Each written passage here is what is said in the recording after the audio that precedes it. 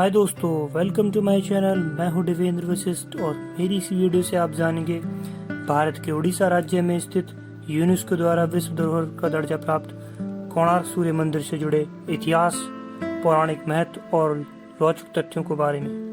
तो बने रहिए मेरी इस वीडियो के साथ अंत तक। दोस्तों, इस मंदिर को बहुत ही भव्य तरीके से बनाया गया था, पर इसको कभी पूजा नसीब नहीं हुई। कोणार्क सूर्य मंदिर भारत के उड़ीसा राज्य में जगन्नाथपुरी से 35 किलोमीटर उत्तर पूर्व में कोणार्क नामक शहर में प्रतिष्ठित है। यह भारतवर्ष के चुनिंदा सूर्य मंदिरों में से एक है। सन 1984 में यूनेस्को ने इसे विश्व धरोहर स्थल के रूप में मान्यता दी है। इस मंदिर की भावनाओं को यहाँ के पत्थरों पर किए गए उत्कृष्ट नक्काशी ही बता देती है।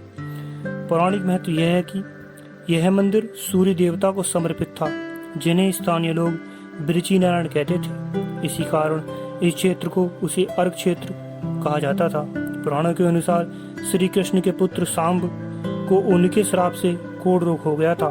सांब ने मित्रवन में चंद्रभागा नदी के सागर संगम पर कोणार्क में 12 वर्षों तक तपस्या की और सूर्यदेव को प्रसन्न किया था। सूर्यदेव जो सभी रोगों के नाशक थे, सांब के कोढ़ रोग का भी निवारण कर दिया। तदनुसार सांब ने सूर्य भगवान का एक मंदिर निर्माण का निश्चय किया। अपने रोग नाश के उपरांत चंद्रभागा नदी में स्नान करते हुए उसे सूर्यदेव की एक मूर्ति मिली। यह मूर्ति सूर्यदेव के शरीर के ही भाग से देवशिल्पी श्री विश्वकर्मा ने बनाई थी। सांब ने अपने बनाए मित्रवन में एक मंदिर में इस मूर्ति को स्थापित किया। तब से यह स्थान पवित्र माने जाने लगा। दोस्तों, हम बात करते हैं इसके इतिहास और स्थापत्य के बारे में। कोणार्क शब्द कोण और अर्क शब्दों के मेल से बना है। अर्क का अर्थ होता है सूर्य, जबकि कोण से अभिप्राय कोने या किनारे से रहा होगा। प्रस्तुत है कोणार्क सूर्य मंदिर का निर्माण लाल रंग के बलुआ पत्थरों तथा काले ग्रेनाइट के पत्थरों से हुआ है।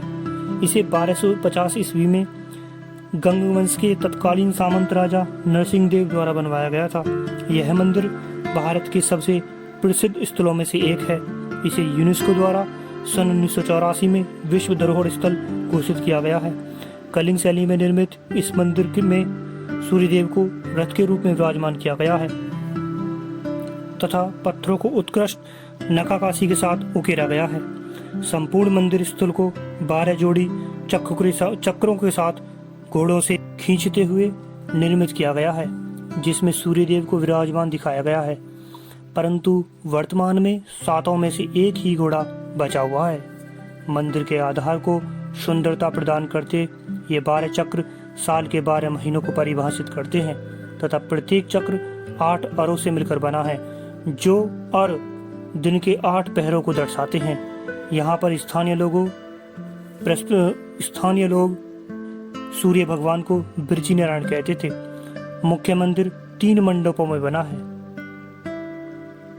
इनमें से 2 मंडप ढह चुके हैं। तीसरे मंडप में जहां मूर्ति थी, अंग्रेजों ने स्वतंत्रता से पूर्व ही रेत व पत्थर भरवाकर सभी द्वारों को स्थायी रूप से बंद करवा दिया था, ताकि वह मंदिर और क्षतिग्रस्त न हो पाए। इस मंदिर में सूर्य भगवान की 3 प्रतिमाएं हैं। पहली मूर्ति बाल्यावस्था उदित सूर्य 8 फीट की, दूसरी मूर्ति युवावस्था मध्याय सूर्य 9.5 फीट की, तीसरी मूर्ति प्रौढ़ावस्था अपराह्न सूर्य 3.5 फीट की।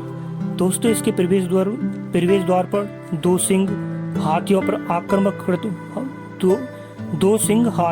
आक्रमण करते हुए रक्षा में तत्पर दिखाए गए हैं। दोनों हाथी एक मानव के ऊपर स्थापित हैं। यह प्रतिमाएं एक ही पत्थर की बनी हैं। मंदिर के दक्षिणी भाग में 2 सुसज्जित घोड़े बने हैं, जिन्हें उड़ीसा सरकार ने अपने राज्य चिन्ह के रूप में अंगीकार कर लिया है। ये 10 फीट लंबे व 7 फीट चौड़े हैं। इसके प्रवेश द्वार पर ही नट मंदिर है। यह वह मंदिर है जहाँ मंदिर की नृत्यकाएं सूर्यदेव को अर्पण करने के लिए नृत्य किया करती थीं। पूरे मंदिर में जहाँ तहाँ फूल, बेल और ज्यामितीय नमूनों की नक्काशी की गई है। इनके साथ ही मानव, देव, गंधर्व, किन्नर आदि की आकृतियां भी ऐद्रिक मुद्राओं में दर्शित हैं। इनकी मुद्राएं कामुक और कामसूत्र से ली गई हैं। मंदिर अब आंशिक रूप से खंडर में परिवर्तित हो चुका है। यहाँ की शिल्प कलाकृतियों का एक संग्रह भारतीय पुरातत्व सर्वेक्षण विभाग के सूर्य मंदिर संग्रहालय में सुरक्षित है। महान कवि व नाटककार रविंद्रनाथ टैगोर ने इस मंदिर के बारे में लिखा है कि कोणार्क यहाँ पत्थरों की भाषा मनुष्य की भाषा से श्रेष्ठतर है। कई कथाओं के अनुसार सूर्य मंदिर के शिखर पर एक चुंबकीय पत्थर लगा है। इसके प्रभाव से कोणार्क के समुद्र से गुजरने वाले सागर पोत इस ओर खींचे चले आते थे, जिससे उन्हें भारी क्षति हो जाती थी। अन्य कथानुसार इस पत्थर के कारण पोतों के चुंबकीय दिशा निरूपण यंत्र सही दिशा नहीं बता पाते थे। इस कारण अपने पोतों को बचाने हेतु मुस्लिम नाविक इस पत्थर को निकाल ले गए। यह पत्थर एक केंद्रीय शिला का कार्य कर रहा था, जिससे मंदिर की दीवारों के सभी पत्थर संतुलन में थे, जिसके हटने के कारण मंदिर का संतुलन खो गया और परिणामतः वे गिर पड़ी। परंतु इस घटना का कोई ऐतिहासिक विवरण नहीं मिलता। काला पहाड़ कोणार्क मंदिर के गिरने से संबंधित एक अति महत्वपूर्ण सिद्धांत काला पहाड़ से जुड़ा है। उड़ीसा के इतिहास के अनुसार काला पहाड़ ने 1508 में यहाँ आक्रमण किया और कोणार्क मंदिर समेत उड़ीसा के कई हिंदू मंदिर ध्वस्त कर दिए।